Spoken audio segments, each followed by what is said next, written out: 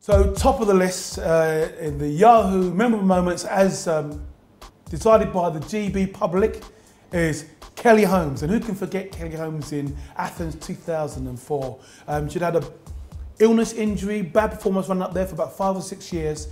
And I think the reason this is a memorable moment is because of all her challenges that she'd had. And here she is. She's in the 800 metres, she's gunning down the track, and she herself, as she crosses the line, isn't quite sure if she's won. But you can see the eyes are extended like on stalks, like a good old cartoon moment, as she realises it might be me. Yes, it's me. It's phenomenal.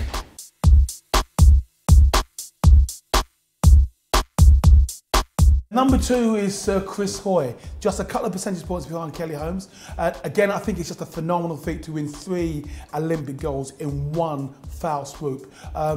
He's riding the bike, he looks like a cartoon character. You've got a great big chest and a very small waist, and you've got an honest contraption, and you know, I can see that why the British public thought that was right up there.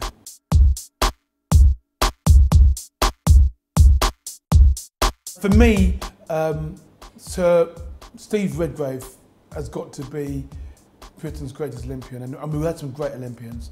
But you know, you can remember in Atlanta, he's in that boat, he's saying that if I ever am in that boat again, you got to kill me. He's done 20 consecutive years in a boat, and he goes out there and he wins it again. And I think really it's that exhaustion. I mean, for me, the iconic picture is him slumped over his oar, and Sir Matthew Pinsent climbs up and hugs his buddy, gives him a kiss, and says, "Fella, we've done it." And that's a memorable moment.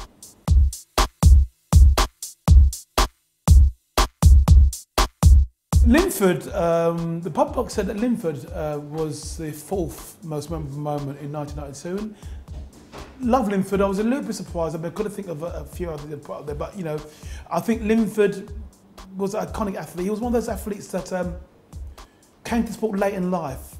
And I think that the storyline for us behind Linford is that never give up on your dreams. He was a fella that, I think his own words, you know, he partied a lot as a young man, and young people party. He was 26 when he decided to knuckle down.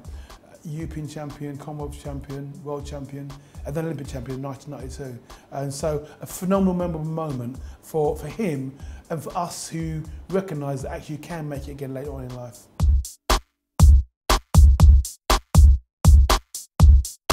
Becky Adlington was a massive surprise.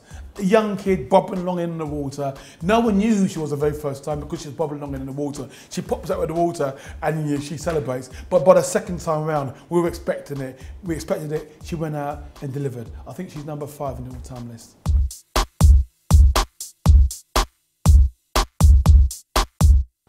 '80 was the boycott games, and there are a few storylines that are going on there. The public chose Co, OVETT, OVETT, Co. If you can recall in the 800 metres in 1980, Co, who was favoured, it was his event, got beaten by the Brighton boy who comes steaming down the back straight. He's the guy who did the old I love you and all that sort of stuff to his wife, to his partner then Rachel, and surprises everybody taking down Co in the 800 metres. And I think that was the 7th most memorable moment. But then you reverse that, almost 3 days later, OVETT was favoured in the 1500 metres. This was his event, but not today.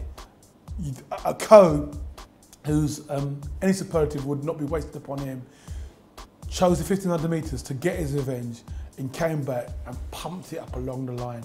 Yeah, massive memorable moments. Denise was our golden girl in Sydney 2000. She's obviously, I don't know if you can say that in the 21st century, but she's an attractive woman. You know, I know that you're all sorts of PCs, but she's an attractive woman, but she's a great competitor.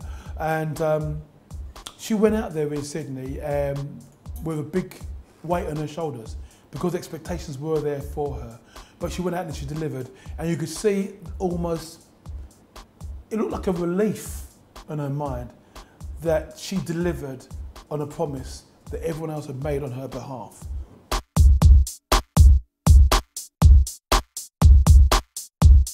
I think number 9 is David Redmond's race in 1992. And it's a story of father and son.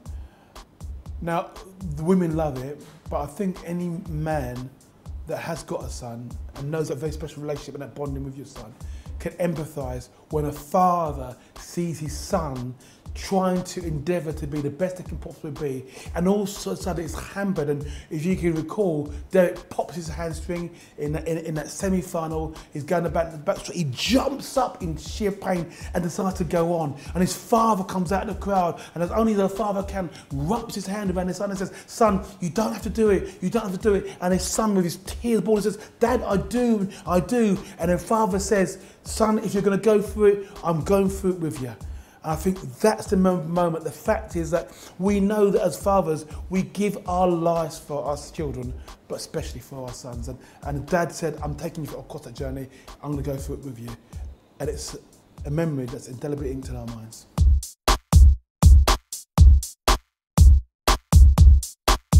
Ann Packer, 1964, of course, was before my time, but it was the Tokyo Games, and I think the two big iconic people were Ann Packer and Lynn Davis. Ann Packer gets a nod from the GB public in the survey, and I can just see the grainy sort of film of Ann Packer crossing the line in '64, and I think she was the golden girl of her time. So I can't live it. I wasn't there, but I've seen the grainy foot of film, and Ann Packer was one tasty woman in her day.